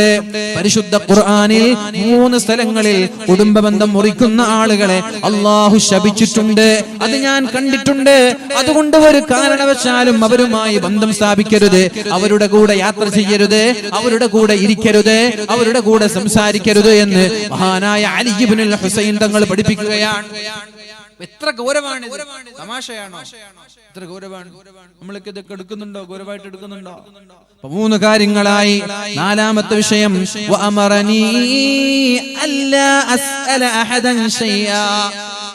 എന്നോട് എന്റെ ഹബീബ് പറഞ്ഞു, ഒരാളോടും ഒന്നും ചോദിക്കാൻ പാടില്ല. എന്താണ് ഈ പറഞ്ഞതിന്റെ അർത്ഥം? എന്താണ്? ഒരാളോടും ഒന്നും ചോദിക്കാൻ പാടില്ല. എന്താ അർത്ഥം? വീട്ടിലെത്തിയാൽ ഭാര്യ വിളിക്കും, ഭാര്യ അടുക്കളയിൽ തിരക്കായിരിക്കും, എവിടെ എന്റെ മൊബൈൽ എവിടെ? അങ്ങനെ ഭാര്യ മൊബൈലൊക്കെ തപ്പി പിടിച്ച് തെരഞ്ഞു പിടിച്ച് ഇതാ മൊബൈൽ, ഭാര്യ അടുക്കളയിൽ. കുറച്ച് കഴിയുമ്പോൾ ഇങ്ങോട്ട് വന്നു, എന്റെ ഗുളിക എവിടെ? നിങ്ങൾക്ക് എന്നെ എടുത്തൂടെ? നിങ്ങൾക്കൊന്ന് കുനിഞ്ഞു നിന്ന് നോക്കാനല്ലേ ഉള്ളൂ, എന്തിനാ കിച്ചണിലുള്ള പെണ്ണുങ്ങൾ വെറുതെ വിളിക്കുന്നത്? അങ്ങനെ പാവം ഓടി വന്നിട്ട് ആ ഗുളിക എടുത്തു. കുറച്ച് കഴിയുമ്പോൾ എന്റെ കുപ്പായ എവിടെ? ഈ എവിടെ ചോദിക്കുന്ന സമയത്ത് നിങ്ങൾക്ക് തന്നെ ചെയ്തുകൂടെ? അതാ നബി തങ്ങൾ പറയും, എന്തിനാ ഈ ആൾക്കാരോട് ഇങ്ങനെ ചോദിക്കുന്നത്? ഭാര്യ നമ്മുടെ ഭാര്യ തന്നെയാണ്, അവരോട് ഇങ്ങനെ പറയരുത്. പരിശുദ്ധ റസൂലുള്ളാഹി സ്വല്ലല്ലാഹു അലൈഹി വസല്ലം സ്വന്തമായി ചെരുപ്പ് തുന്നിച്ചേർക്കുമായിരുന്നു, തുടച്ചു വൃത്തിയാക്കുമായിരുന്നു, വീടടിച്ചു വാരുമായിരുന്നു, പാചകം ചെയ്യുമായിരുന്നു, ആടിനെ കറക്കുമായിരുന്നു, അങ്ങാടികളിൽ നിന്ന് സാധനങ്ങളുമായി വീട്ടിലേക്ക് വരുമായിരുന്നു. ഇല്ലേ? ഇതൊക്കെ ചെയ്തിട്ടില്ലേ? ആയിഷ എങ്ങോട്ട് വാ, എന്റെ ചെരുപ്പ് വൃത്തിയാക്കുന്ന പറഞ്ഞത്? ആയിഷ എന്റെ കുപ്പായ അയൺ ചെയ്യുന്ന പറഞ്ഞോ? ഇല്ല. നബി തങ്ങൾ സ്വന്തം ചെയ്തിരുന്നു. നമ്മൾക്ക് കഴിയുന്ന കാലത്തോളം സ്വന്തമായി ചെയ്യണമെന്ന് മുഹമ്മദുർ റസൂലുള്ളാഹ്. പിന്നെ അലക്കാൻ സ്വന്തമായിട്ട് കഴിയുന്ന അലക്ക് സ്വന്തമായിട്ട് അലക്ക്, ഭാര്യ ഏൽപ്പിക്കണ്ട. സ്വന്തമായി നമ്മൾക്ക് ചെയ്യാൻ കഴിയുന്നതെല്ലാം സ്വന്തമായി ചെയ്യും. ഒരു ചായ വേണം, നിങ്ങൾക്ക് പോയി ചായ ഉണ്ടാക്കാം. അത് പെണ്ണുങ്ങളോട് തന്നെ പറയണമെന്നില്ല. ഒരു ചായ കൊണ്ടുപോവാ, ഈ ചായ പാവം കഷ്ടപ്പെട്ട് ഓടിച്ചെന്ന് കൊണ്ടുവന്നിട്ട് നോക്കുമ്പോ പഞ്ചസാര ഇട്ടില്ല. അപ്പൊ തുടങ്ങി ചീത്ത, നീ എപ്പോ ഉണ്ടാക്കിയാൽ എങ്ങനെ? സഹോദരിമാരും ശ്രദ്ധിക്കണം, കടമ നിർവഹിക്കാൻ വേണ്ടി പാചകം ചെയ്യരുത്. അങ്ങനെയുണ്ട് കുറച്ച് പെണ്ണുങ്ങള്, കടമ തീർക്കാൻ വേണ്ടിട്ട് നാസ്ത ഉണ്ടാക്കുക, കടമ തീർക്കാൻ വേണ്ടിട്ട് ചോറുണ്ടാക്കുക, കടമ തീർക്കാൻ വേണ്ടിട്ട് ചായ ഉണ്ടാക്കുക. ആരെങ്കിലും വിരുന്നുകാരെ സൽക്കരിക്കാന് അതിഥികളോ വന്നാലും ജ്യൂസ് ഉണ്ടാക്കണം, അതിങ്ങനെ മുറിച്ചിട്ട് കടമ തീർക്കണം. അത് വേണം. ഏറ്റവും നല്ല കൈപുണ്യത്തോടെ ഏറ്റവും സ്വാദിഷ്ടമായത് നൽകണമെന്നുള്ള ചിന്തയാണ് പെണ്ണുങ്ങൾക്ക് ഉണ്ടാവേണ്ടത്. പാചകം ചെയ്യുമ്പോൾ അങ്ങനെ ചിന്തിക്കണം. നിങ്ങൾ ഏറ്റവും നല്ല രീതിയിൽ നല്ല ടേസ്റ്റ്ഫുൾ ഫുഡ് എനിക്ക് കൊടുക്കാൻ കഴിയണം. ചായ ഉണ്ടാക്കാൻ പറഞ്ഞവര് അതെല്ലാവർക്കും അറിയാം. എന്ത് ചായ വെള്ളം തിളപ്പിക്കണം, അതിലേക്ക് ചായപ്പൊടി ഇടണം, പിന്നെ പഞ്ചസാര എല്ലാവർക്കും അറിയാം. അപ്പൊ അത് എങ്ങനെ ടേസ്റ്റ്ഫുൾ ആക്കാം? അതിൽ കുറച്ച് ഏലക്ക ഇടാം, കുറച്ച് ഇഞ്ചി ഇടാം, അല്ലെങ്കിൽ കുറച്ച് വേറെ എന്തെങ്കിലും ഇടാം, അല്ലെങ്കിൽ വെറും പാലിൽ മാത്രം ചായ വെക്കാം. നേരെ മറിച്ച് നിങ്ങൾ 5 ഗ്ലാസ് ചായക്ക് 1/2 ഗ്ലാസ് പാൽ വെച്ച ചായയുടെ പോലെ നമ്മൾക്ക് കാണുമ്പോൾ മനസ്സിലാവില്ലേ? വിരുന്നുകാരൊക്കെ വരുമ്പോ അങ്ങനെയൊന്നും കൊടുക്കരുത്. നിങ്ങളുടെ വീട്ടിൽ എന്ത് വേണം കഴിച്ചോളി. ആരെങ്കിലും അതിഥികളൊക്കെ വരുമ്പോ എന്ത് ചെയ്യണം? നല്ല അടിപൊളി നല്ല ടേസ്റ്റ്ഫുൾ ഫുഡ് കൊടുക്കണം. അതൊരു പെണ്ണിനുണ്ടാവേണ്ട സ്വഭാവമാണിത്. എന്റെ കയ്യിൽ നിന്ന് ഏറ്റവും നല്ലത് ഞാൻ ഉണ്ടാക്കുള്ളൂ. ഇതൊരു കടമ തീർക്കാൻ വേണ്ടി ചെത്തി കൊടുക്കണല്ലോ, അതുണ്ടാവരുത്. ഭർത്താവിനാണെങ്കിലും ശരി, മക്കൾക്കാണെങ്കിലും ശരി, എപ്പോഴും ഒരേ ഫുഡ്. എപ്പോ നോക്കിയാലും നെയ്സ്പത്തിരി. ഇത് കഴിച്ച് മടുത്തു പോയി. രാവിലെ എണിച്ച് തുടങ്ങും നെയ്സ്പത്തിരി. ഇപ്പൊ പാക്കറ്റ് വാങ്ങാൻ കിട്ടുന്നുണ്ട്, അവിടെ പോയിട്ട് വാങ്ങുക, എന്നിട്ട് ഭർത്താവിനെ കൊടുക്കുക. വെറൈറ്റി ഫുഡ് ഉണ്ടാക്കുക, ഡിഫറെന്റ് ടേസ്റ്റ്. എപ്പോഴും ഒരു 10 വേണ്ട വ്യത്യസ്തമായ ഐറ്റംസ് ഇല്ല, അതൊക്കെ ഉണ്ടാക്കുക. കറി എങ്ങനെ വ്യത്യസ്തമായ ഐറ്റംസ് ഉണ്ടാക്കുക, മാറ്റി മാറ്റി പിടിക്കും. നല്ല മനോഹരമായത് ഉണ്ടാക്കി കൊടുക്കുക. വേറെ പണിയൊന്നുമില്ലല്ലോ. ഭർത്താക്കന്മാർ പുറത്തു പോയി അധ്വാനിക്കുമ്പോ അങ്ങനെ പോയി ജോലി ചെയ്യുന്ന തിരക്കൊന്നും നിങ്ങൾക്കില്ലല്ലോ. നിങ്ങളുടെ പണി എന്താ? തന്നെയാണ്. മക്കളെ നോക്കുക, ഭർത്താവിനെ നോക്കുക, വീട് നോക്കുക, പരിസരം നോക്കുക, ഏറ്റവും നല്ല ഫുഡ് നൽകുക, ഏറ്റവും വൃത്തിയോടെ വീടിനെ നിങ്ങൾ സംരക്ഷിക്കുക, ഏറ്റവും ദീനീബോധത്തോടെ ചിട്ടയോടെ മക്കളെ വളർത്തുക. അത് തന്നെയാണ് ഭാര്യയുടെ കടമ. അത് തന്നെയാണ്. അതുകൊണ്ടാണ് അത്ര പ്രോത്സാഹിപ്പിക്കാത്തത്. പെണ്ണുങ്ങൾ ജോലി ചെയ്യുന്നതിനെ പ്രോത്സാഹിപ്പിക്കാത്തത് കൊണ്ട്. രണ്ടുപേരും ജോലിക്ക് പോയാൽ പിന്നെ ആരെവിടെ ഫുഡ് ഉണ്ടാക്കുക, ആരെവിടെ അടിച്ചു വാരാൻ, ആരെവിടെ മക്കളെ നോക്കുക, എന്നും ആള് കിട്ടൂല. പിന്നെ ആ ഒരു ബന്ധത്തിൽ അത്ര രസം ഉണ്ടാവില്ല. അതുകൊണ്ട് പെണ്ണുങ്ങളോട് പറയാനുള്ളത്, ഏറ്റവും നല്ല ഫുഡ് ഉണ്ടാക്കി കൊടുക്കാൻ നമ്മൾ തയ്യാറാവണം. പിന്നെ ആണുങ്ങളെല്ലാം അങ്ങോട്ട് പെണ്ണുങ്ങളോട് പറയണ്ട, കുറച്ചൊക്കെ സ്വന്തമായിട്ട് ചെയ്യും. എന്നോട് പറഞ്ഞു, അല്ലാ അസ്അല അഹദൻ ശൈആ, ഒന്നും ഒരാളോടും ചോദിക്കരുത്. പട്ടിണിയാണെങ്കിൽ വരെ മറ്റൊരാളുടെ മുമ്പിൽ കൈ നീട്ടരുത്, മറ്റൊരാളുടെ മുമ്പിൽ പറയരുത്. നബി തങ്ങൾ അങ്ങനെ പറഞ്ഞു. പട്ടിണിയാണെങ്കിൽ വരെ മറ്റൊരാളോട് ചോദിക്കരുത്. യാ അല്ലാഹ്, കഷ്ടപ്പെടണം, എത്ര പ്രയാസങ്ങൾ ഉണ്ടെങ്കിലും അള്ളാഹുവിനോട് മാത്രം ചോദിക്കുക, ജനങ്ങളുടെ മുമ്പിൽ കൈനീട്ടരുത് എന്ന് പരിശുദ്ധ റസൂലുള്ളാഹി സ്വല്ലല്ലാഹു അലൈഹി വസല്ലം മഹാന്മാരായ സ്വഹാബാക്കൾ അങ്ങനെ ചെയ്യുമായിരുന്നു. മഹാന്മാരായ സ്വഹാബാക്കൾ അങ്ങനെ ചെയ്യുമായിരുന്നു. എന്തിപ്പോ യാത്ര ചെയ്യാൻ, ഒട്ടകത്തിൽ യാത്ര ചെയ്യുമ്പോ കയ്യിൽ നിന്ന് വടി വീണു, താഴെ ആളുണ്ട്, അവരോടൊന്ന് പ്ലീസ് എടുത്തരൊന്ന് ചോദിച്ച് അവരെടുത്തു കൊടുക്കും. പക്ഷെ അത് ചോദിക്കൂല. അവരെന്ത് ചെയ്യും? ഇറങ്ങും, താഴെ ഇറങ്ങിയിട്ട് അതെടുക്കും. അങ്ങനെ നമ്മൾ ചെയ്യേണ്ടത്. നമ്മൾ വണ്ടിയിലാണ്, കാറിലിരിക്കുമ്പോഴാണ് നമ്മുടെ കയ്യിൽ നിന്ന് ചാവിയോ എന്തെങ്കിലും താഴേക്ക് വേണ്ടത്. ഫ്രണ്ട് ഇരിക്കുന്നുണ്ട് പുറത്ത്, അതൊന്നും എടുത്തരോ, ചോദിക്കരുത്. നമ്മളങ്ങനെ ചോദിക്കരുത്. നമ്മൾ സ്വയം ചെയ്യണതാണ്. മറ്റൊരാൾ അനാവശ്യമായി ഡിപെൻഡ് ചെയ്യരുത്, ആശ്രയിക്കരുത്. പരിശുദ്ധ റസൂലുള്ളാഹി സ്വല്ലല്ലാഹു അലൈഹി വസല്ലമ തങ്ങൾ സ്വഹാബാക്കളോട് ചോദിക്കുകയാണ്, 9 ആളുകൾ അല്ലാഹുവിന്റെ ഹബീബിന്റെ കൂടെയുണ്ട്. 8 7 9 ആളുകൾ നബി തങ്ങളുടെ കൂടെയുണ്ട്. അലാ തുബായിഊന റസൂലല്ലാഹ്, അല്ലാഹുവിന്റെ റസൂലിനെ നിങ്ങൾ ബൈഅത്ത് ചെയ്യുന്നില്ലേ എന്ന് ചോദിച്ചു. ബലാ യാ റസൂലല്ലാഹ്, ഞങ്ങൾ ബൈഅത്ത് ചെയ്തു എന്ന് പറഞ്ഞു. 3 തവണ ചോദിച്ചു, നിങ്ങൾ എന്നെ ബൈഅത്ത് ചെയ്യുന്നില്ലേ? അവർ പറഞ്ഞു, ഞങ്ങൾ നിങ്ങളെ ബൈഅത്ത് ചെയ്യാൻ. എന്നിട്ട് നബി തങ്ങൾ പറഞ്ഞു, ബായഅനാക യാ റസൂലല്ലാഹ്, ഞങ്ങളെല്ലാവരും താങ്കളോട് ബൈഅത്ത് ചെയ്യാണ്. ഫഅലാമ നുബായിഉക, ഏത് വിഷയത്തിലാണ് ഞങ്ങൾ എല്ലാവരും ബൈഅത്ത് ചെയ്യേണ്ടത്? ഏത് വിഷയത്തിലാണ്?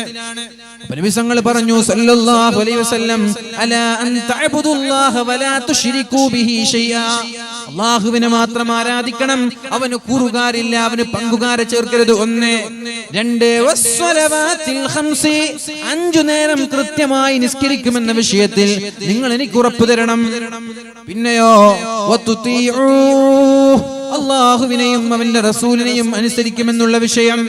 വലാ തസ്അലുന്നാസ ഷൈആ, ജനങ്ങളോട് ആരോടും ഒരു കാര്യവും ചോദിക്കൂല എന്ന ഉറപ്പ് എനിക്ക് തരണം. ജനങ്ങളോട് ആരോടും ഒരു കാര്യവും ചോദിക്കൂല എന്ന ഉറപ്പും എനിക്ക് തരണമെന്ന് മുഹമ്മദുർ റസൂലുള്ളാഹ്. അത്രയ്ക്ക് മോശാണെന്നാണ്. എന്ത് കാര്യങ്ങളും അയാളോട് ചെയ്യിപ്പിക്കുക, അയാളോട് പറയും, ഇങ്ങനെ പറയിപ്പിക്കൽ മോശാണെന്നാണ്. മാക്സിമം നമ്മൾ സ്വന്തമായിട്ട് ചെയ്യേണ്ടതാണ് ഈ വിഷയങ്ങളൊക്കെ. എല്ലാം മറ്റുള്ളവരോട് ചെയ്യുന്നത് നല്ല കാര്യമല്ല.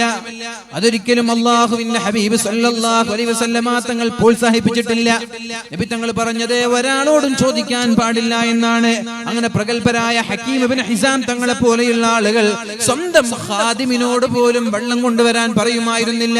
വെള്ളം കൊണ്ടുവാ, എന്തിന്? വുളൂ ചെയ്യാൻ വെള്ളം കൊണ്ടുപോകാന്ന് പറയില്ല. സ്വന്തം പോയിട്ട് വുളൂ ചെയ്യാനുള്ള വെള്ളം കൊണ്ടുവരും. ചായ കൊണ്ടുപോകാനല്ല, പോയിട്ട് ചായ കൊണ്ടുപോകും. അങ്ങനെ എല്ലാ വിഷയങ്ങളും സ്വന്തമായി ചെയ്തിരുന്നവരാണ് മഹാന്മാരായ സ്വഹാബാക്കൾ. അബൂ ഹുറൈറ തങ്ങൾ പറയാണ്, ഖാല റസൂലുള്ളാഹ്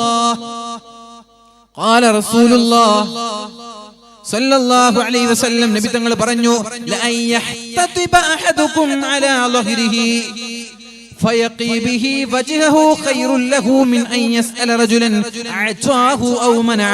നിങ്ങൾക്ക് പട്ടിണി കിടക്കുന്ന സമയത്ത് മറ്റൊരാളോട് പോയി യാചിക്കുന്നതിനേക്കാളും മറ്റൊരാളോട് പോയി ചോദിക്കുന്നതിനേക്കാളും നല്ലത് നിങ്ങൾ ഏതെങ്കിലും ഒരു കാട്ടിലേക്ക് പോയി, മലമുകളിലേക്ക് പോയി ഒരു കത്തിയുമായി പോയിട്ട് അവിടെ വിറക് വെട്ടി ആ വിറക് കമ്പി കൊണ്ടുവന്നിട്ട് നിങ്ങളുടെ മുതുകിൽ ചുമന്നിട്ട് അങ്ങാടിയിൽ പോയി വിറ്റ് അതിൽ നിന്നൊരു 10 20 30 രൂപ കിട്ടുകയാണെങ്കിൽ അതിൽ നിന്ന് അരിയും വീട്ടിലേക്ക് ആവശ്യമായ വസ്തുക്കളും വാങ്ങിച്ച് കഴിക്കലാണ് മറ്റുള്ളവരോട് പോയി എന്നെ സഹായിക്കൂ എന്ന് പറയുന്നതിനേക്കാളും നല്ലത് എന്ന് മുഹമ്മദുർ റസൂലുള്ളാഹ്. അങ്ങനെ മറ്റുള്ളവരോട് പോയി ചോദിക്കുന്നതിനേക്കാളും നല്ലത് എന്റെ മക്കളുടെ കല്യാണമുണ്ട്, എന്റെ പെൺമക്കളുടെ കല്യാണമുണ്ട്, എനിക്ക് വീടെടുക്കണമെന്നുള്ള കാര്യങ്ങളൊക്കെ, ഞാൻ രോഗിയാണ് സഹായിക്കണം എന്നുള്ള വിഷയങ്ങളൊക്കെ മറ്റുള്ളവരോട് പോയി ചോദിക്കുന്നതിനേക്കാളും നല്ലത് സ്വന്തമായിട്ട് ഏതെങ്കിലും കാട്ടിലേക്കോ മലഞ്ചെരുവിലേക്കോ ചെന്നിട്ട് അവിടെയുള്ള വിറക് വെട്ടി അത് കൊണ്ടുപോയി വിറ്റ് കാശാക്കി അന്തസ്സോടെ അഭിമാനത്തോടെ ജീവിക്കലാണ് എന്ന് മുഹമ്മദുർ റസൂലുള്ളാഹി സ്വല്ലല്ലാഹു അലൈഹി വസല്ലം നബി തങ്ങൾ ചോദിക്കുന്നുണ്ട്. ഒരു വിഷയത്തിൽ നിങ്ങൾ എനിക്ക് ഉറപ്പ് തന്നാൽ, ഒരു വിഷയത്തിൽ നിങ്ങൾ എനിക്ക് ഉറപ്പ് തന്നാൽ ഞാൻ നിങ്ങൾക്ക് സ്വർഗ്ഗം നൽകാമെന്ന് അല്ലാഹുവിന്റെ ഹബീബ് പറയുന്നുണ്ട്. നിങ്ങൾ എനിക്ക് ഉറപ്പ് തരണം ഒരു വിഷയം. എന്താണ് ആ വിഷയം? ഉറപ്പ് തരേണ്ട വിഷയം എന്താണ്? ഒരാളോടും ഒന്നും ചോദിക്കാൻ പാടില്ല എന്നുള്ള വിഷയം. എങ്കിൽ ഞാൻ അവർക്ക് വേണ്ടി സ്വർഗ്ഗം കൊണ്ട് ജാമ്യം നിൽക്കാമെന്ന് മുഹമ്മദുർ റസൂലുള്ളാഹ്. ഒരാളോടും ഒന്നും ചോദിക്കൂല എന്ന ഉറപ്പ് എനിക്ക് തന്നാൽ നിങ്ങൾക്ക് സ്വർഗ്ഗം കൊണ്ട് ഞാൻ ഉറപ്പ് തരാം. കഴിയോ? ഇപ്പൊ സംശയങ്ങളൊന്നും ചോദിക്കണ്ട എന്നല്ല, നമ്മൾക്ക് ആവശ്യമുള്ള വിഷയം നമ്മൾ സ്വയം ചെയ്യാൻ വേണ്ടി ശ്രമിക്കും. ആ കസേര ഒന്ന് ഇങ്ങോട്ട് എടുത്തു തരുമോ എന്ന് ചോദിക്കുന്നതിന് പകരം നമ്മൾ പോയിട്ട് ആ കസേര എടുത്തിട്ട് ഇങ്ങോട്ട് വെക്കുക. കയ്യിൽ നിന്ന് മൊബൈലോ പേപ്പറോ വീണ് പോയാൽ അതൊന്ന് എടുത്തു തരുമോ എന്ന് ചോദിക്കുന്നതിന് പകരം നമ്മൾ സ്വയം അതെടുക്കുക. മനസ്സിലായോ? അപ്പൊ ഇനി മുതൽ നമ്മുടെ ജീവിതത്തിൽ വ്യക്തിപരമായ വിഷയങ്ങളിൽ, വീട്ടിലാണെങ്കിലും ശരി, മറ്റുള്ള ജോലി സ്ഥലങ്ങളിലൊക്കെ ആണെങ്കിലും ശരി, പ്രത്യേകിച്ചിട്ട് മുതലാളിമാരൊക്കെ ഉണ്ടാകും, അതെടുക്ക് ഇതെടുക്കുന്നൊക്കെ പറയും ഓഫീസിലൊക്കെ പോയിട്ട്. അതൊക്കെ സ്വയം ചെയ്യാൻ പറ്റുമെങ്കിൽ സ്വയം ചെയ്യണം. അങ്ങനെ സ്വയം ചെയ്യുമെന്നുള്ള ഉറപ്പെനിക്ക് തന്നാൽ നിങ്ങൾക്ക് ഞാൻ സ്വർഗ്ഗം കൊണ്ട് സന്തോഷവാർത്ത അറിയിക്കാമെന്ന്, സ്വർഗ്ഗം നിങ്ങൾക്ക് നൽകാമെന്ന് പരിശുദ്ധ റസൂലുള്ളാഹി സ്വല്ലല്ലാഹു അലൈഹി വസല്ലം. അല്ലാഹു റബ്ബ് സുബ്ഹാനഹു വ തആല തൗഫീഖ് നൽകി അനുഗ്രഹിക്കട്ടെ. നബി തങ്ങൾ സത്യം ചെയ്യുകയാണ്. 3 കാര്യങ്ങൾ സത്യം ചെയ്തു നബി തങ്ങൾ. 3 കാര്യങ്ങൾ സത്യം ചെയ്തിട്ട് പറഞ്ഞു.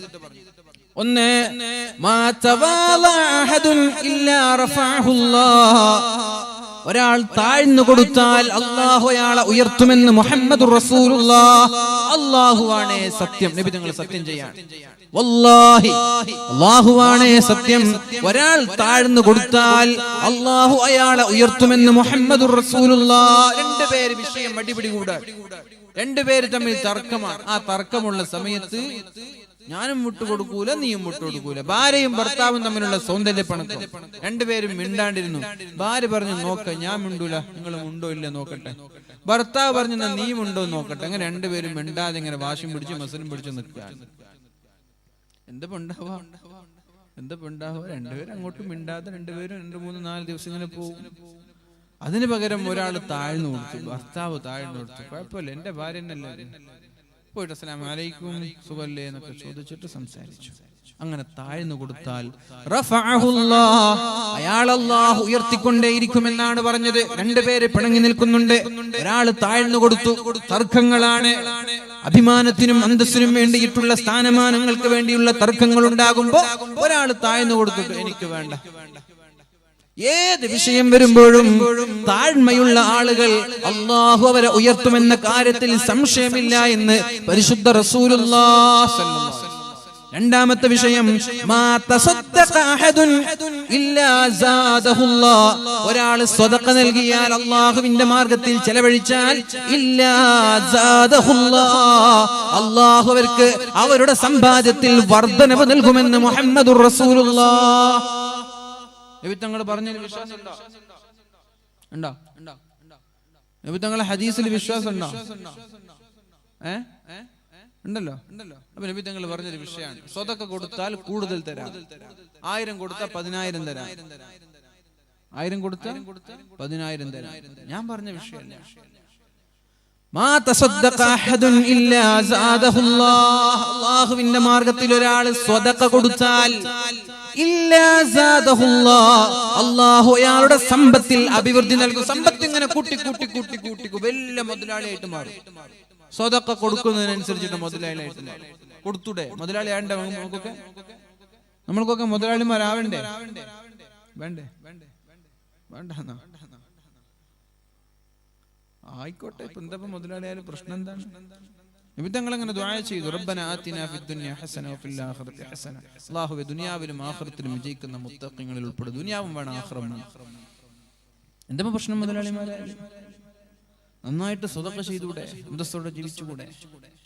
അപ്പൊ അള്ളാഹു നമ്മൾക്ക് സമ്പാദ്യത്തിൽ വർധനവ് നൽകണമെങ്കിൽ നമ്മൾ സ്വതക്ക കൊടുക്കണം. സ്വതക്ക കൊടുക്കുന്നതിനനുസരിച്ച് അള്ളാഹു സമ്പത്ത് ഇരട്ടി ഇരട്ടി ഇരട്ടിയാക്കി തരുമെന്നാണ്. അപ്പൊ നിങ്ങളൊരു 3000-2000 രൂപ ഇന്ന് നിങ്ങളെ ഈ സഹചാരിയുടെ പ്രവർത്തകർക്ക് കൊടുത്താൽ നിങ്ങൾക്ക് താമസിയാതെ ഒരു 30,000 ലാഭം നിങ്ങൾക്ക് കാണാൻ കഴിയും. അനുഭവത്തിലൂടെ കാണിച്ചു തരണം. അനുഭവത്തിലൂടെ കാണിച്ചു തരണം. വേണമെങ്കിൽ കാണിച്ചല്ലേ, പ്രശ്നമല്ല, അതൊന്നും പ്രശ്നമല്ല. നിങ്ങൾ ഇന്ന് ഇത്ര കൊടുത്തു, അതിന്റെ ഇരട്ടി നിങ്ങൾക്ക് കിട്ടുന്നത് ഞാൻ കാണിച്ചുതരാം. ഇഖ്ലാസോട് കൂടി കൊടുക്കണേ. ഇഖ്ലാസോട് കൂടി കൊടുത്താൽ നിങ്ങൾക്ക് അത് കിട്ടും. കൊടുത്ത് നിങ്ങൾക്ക് കിട്ടും ഇൻഷാ അല്ലാഹ്. അല്ലാഹു തൗഫീഖ് ചെയ്യട്ടെ. അല്ലാഹു തൗഫീഖ് ചെയ്യട്ടെ. ഞാൻ ഇന്നലെ ഒരു സംഖ്യ ഇവിടെ കൊടുത്തു, ചെറിയൊരു സംഖ്യ ഇന്നലെ ബക്കറ്റിലിട്ടു. ഇന്ന് ആ കൊടുത്തതിന് ഡബിൾ നിങ്ങളുടെ നാട്ടിൽ നിന്ന് ഒരാൾ തന്നു. മനസ്സിലായി? ഇന്നലെ ഞാൻ കൊടുത്തതിന്റെ ഡബിൾ നിങ്ങളുടെ നാട്ടിൽ നിന്ന് ഇപ്പൊ ഒരാൾ എനിക്ക് തന്നു. അപ്പൊ അതിൽ നിന്നൊരു ഞാൻ ബക്കറ്റിലിട്ടു. നാളെ ഒരാൾ പകരം അതിന് പകരം ഡബിൾ തരും. അപ്പൊ ഇതൊരു ഉദാഹരണം പറഞ്ഞാൽ, ഇന്നലെ ഉദാഹരണം പറഞ്ഞു. ഇതേപോലെ നിങ്ങൾക്ക് ജീവിതത്തിൽ ഇത് അനുഭവിച്ചറിയാനുള്ളൊരു വഴി നിങ്ങൾ എന്ത് ചെയ്യുക? നന്നായിട്ട് സ്വതക്ക കൊടുക്കുക. അപ്പൊ നിങ്ങൾക്ക് എന്തായാലും ജീവിതത്തിൽ അത് കൂടുതൽ കിട്ടുന്നത് കാണാൻ സാധിക്കും. അങ്ങനെ അനുഭവിച്ച ആളുകൾ ഉണ്ടെങ്കിൽ കൈപ്പൊക്കെ കൊടുത്തിട്ട് കൂടുതൽ കിട്ടിയ അനുഭവമുള്ള ആളുകൾ ഒരാളുണ്ട്, 2 ആളുണ്ട്, 3 ആള്, 4 ആള്, 5 ആള്, 6 ആള്, കുറേ ആളുണ്ട്. മാഷാ അല്ലാഹ്, എനിക്ക് ഇഷ്ടംപോലെ അനുഭവങ്ങളുണ്ടാവും. അപ്പൊ ഇൻഷാ അല്ലാഹ് നമ്മൾക്ക് സഹചാരിയുടെ പ്രവർത്തകർക്ക് വേണ്ടി എന്തെങ്കിലും കൊടുക്കണം നമ്മൾക്ക്, അല്ലെ? ഇപ്പൊ എനിക്കാണെങ്കിൽ ആ വിഷയത്തിൽ വലിയൊരു ടെക്നിക്സ് ഒന്നുമില്ല, ഈ പിരിവെടുക്കാനുള്ള കഴിവൊന്നുമില്ല. പിന്നെ ഞാൻ അവരപ്പോഴൊന്നും പറഞ്ഞിട്ടൊന്നുമില്ല ഈ പിരിവെടുക്കാൻ പറഞ്ഞ പിന്നെ ബാലിന്റെ മൂടേ ഇഷ്ടപ്പെടാൻ ടെൻഷൻ ഫുള്ളി പിരിവിനെ കുറിച്ച് പഠിച്ചോ, ഈ പിരിവെടുത്ത് കൊടുക്കണ്ടേ. ഇവർക്ക് ഇവൻ പിരിവായില്ലെങ്കിൽ പിന്നെ 1 വർഷത്തേക്കുള്ള പ്രവർത്തനം അങ്ങോട്ട് നടക്കൂല. ആ ഒരു ടെൻഷനായിരിക്കും. ഏതായാലും ഇൻഷാ അല്ലാഹ് നമ്മുടെ സംഘാടകർക്ക് വേണ്ടിയിട്ട് ഞാൻ ഒരു 10 മിനിറ്റ് സമയം ചെലവഴിക്കുകയാണ്. ഏകദേശം സമയത്തിനായി 10:30 മണിയെ നിർത്താനുള്ള സമയം ആയിക്കൊണ്ട് വരികയാണ്. ഒരു 10 മിനിറ്റ് സമയം ഞാൻ ഒരു പിരിവിന് വേണ്ടിയിട്ട് ഉപയോഗിക്കുകയാണ്. കഴിയുന്ന ആളുകളൊക്കെ ഒന്ന് എന്ത് സഹായിക്കുക. ഒരു 3000 രൂപ വെച്ചിട്ട് നമ്മുടെ സംഘാടകർക്ക് കൊടുക്കാൻ കഴിയുന്ന ആളുകളൊക്കെ ഇപ്പൊക്കെ ഒരു 3000 രൂപ വെച്ചിട്ട് നമ്മുടെ ഈ സഹചാരിയുടെ പ്രവർത്തകർക്ക് കൊടുക്കാൻ കഴിയുന്ന ആളുകൾക്ക് വേഗം ഒന്ന് സമയം കളയണ്ട. ആദ്യം പൊക്കുന്ന ആളുകൾക്കാണ്, ശേഷം കൊടുക്കുന്നവരുടെയൊക്കെ പ്രതിഫലം അല്ലാഹു കൊടുക്കുക. വേഗം അൽഹംദുലില്ലാ, മാഷാ അല്ലാഹ്. അല്ലാഹുവേ നീ സ്വീകരിക്കണേ അല്ലാഹ്. അല്ലാഹുവേ സ്വീകരിക്കണേ റബ്ബേ. അർഹമായ പ്രതിഫലം നീ നൽകണേ അല്ലാഹ്. ഒരു സഹോദരൻ ആദ്യമായി ചാടി നീറ്റുകൊണ്ടാണ് ഏറ്റെടുത്തത്. ഇവിടെ പാവങ്ങളായ മിസ്കീന്മാരായ രോഗികളായ ആളുകൾക്കുള്ള സഹായത്തിന് വേണ്ടിയിട്ടാണ് ഈ സാമ്പത്തികമായ സംഖ്യകൾ ഉപയോഗിക്കുന്നത്. അല്ലാഹുവേ അയാൾക്ക് അദ്ദേഹത്തിന് നീ പകരം നൽകണേ അല്ലാഹ്. അല്ലാഹുവേ എത്രയാണോ കൊടുത്തത് അതിന്റെ ഇരട്ടി ദുനിയാവിൽ തന്നെ നീ പകരം നൽകണേ അല്ലാഹ്. അല്ലാഹുവേ ഒരൽപ്പം പോലും കുറക്കാതെ അതിന്റെ സവാബ് നീ ആഖിറത്തിലും എത്തിച്ചു കൊടുക്കണേ അല്ലാഹ്. അല്ലാഹുവേ സ്വതഖ നൽകുന്ന ആളുകൾക്ക് ഈമാൻ സലാമത്തായി പുഞ്ചിരിയോടെ മരിക്കാമെന്ന് നിന്റെ ഹബീബ് പഠിപ്പിച്ചതുപോലെ ആ സഹോദരനും കുടുംബത്തിനും ഈമാൻ സലാമത്തായി പുഞ്ചിരിയോടെ മരിക്കാനുള്ള തൗഫീഖ് നൽകണേ അല്ലാഹ്. ആമീൻ പറയോർക്കെ. അല്ലാഹുവേ സ്വതക്ക നൽകുന്ന ആളുകൾക്ക് അല്ലാഹുവേ നീ രോഗങ്ങൾക്ക് ശിഫ നൽകുമെന്ന് നിന്റെ ഹബീബ് പഠിപ്പിച്ചതുപോലെ ആ സഹോദരനും കുടുംബത്തിനും നീ പൂർണ്ണമായ ശിഫ നൽകണേ അല്ലാഹ്. അല്ലാഹുവേ സ്വതക്ക നൽകിയ ആളുകളുടെ ഖബറിടം വിശാലമാകുമെന്നും പ്രകാശിപ്പിക്കപ്പെടുമെന്നും ഖബറിന്റെ അദാബിൽ നിന്ന് രക്ഷപ്പെടുമെന്നും നിന്റെ ഹബീബ് പഠിപ്പിച്ചതുപോലെ ആ സഹോദരന്റെ കുടുംബത്തിൽ നിന്ന് മരിച്ചുപോയ ആളുകൾ ഇൻഷാ അല്ലാഹ് നാളെ മരിച്ചു പോകുമ്പോൾ അവരുടെ ഖബറിടം വെളിച്ചമാക്കണേ അല്ലാഹ്, വിശാലമാക്കണേ അല്ലാഹ്. ഖബറിന്റെ അദാബിൽ നിന്ന് നീ കാക്കണേ അല്ലാഹ്. അല്ലാഹുവേ നിന്റെ ഹബീബാണ് പറഞ്ഞത് നരകത്തിൽ നിന്നൊരു കാരക്ക കഷ്ണം കൊടുത്തെങ്കിലും രക്ഷപ്പെടണമെന്ന്.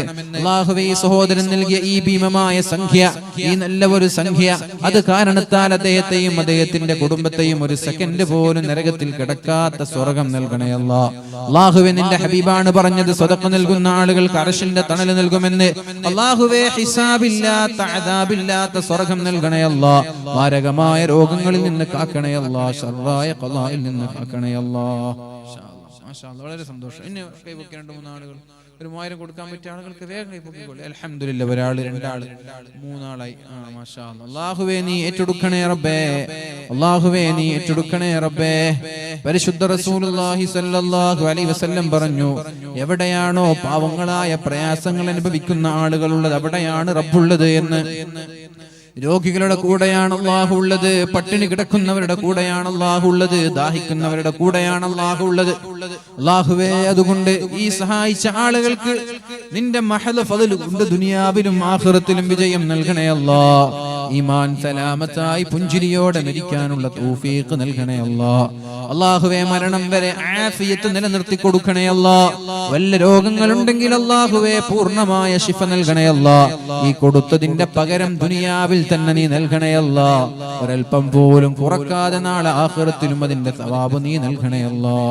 ഇൻഷാ അല്ലാഹ് ഇനിയും കുറച്ചാളായി പൊക്കി 2-3 ആളായി 3000 ഒന്ന് പൊക്കിക്കോളി. 3000 ചെറിയ പൈസ അല്ലേ, പിന്നെ 6000 ഒന്നും പറഞ്ഞിട്ടില്ല, ചെറിയ പൈസ 3000. ഒരു കുറച്ചാൾ പെണ്ണുങ്ങൾ 2 പൊക്കിയ കഴിഞ്ഞ 3000ന്റെ ആള് കഴിഞ്ഞ ചെറിയ പൈസ അല്ല. ഒന്ന് പൊക്കിക്കോളൂ, പേടിക്കണ്ട. നിങ്ങൾ കൊടുത്തെങ്കിൽ കിട്ടും.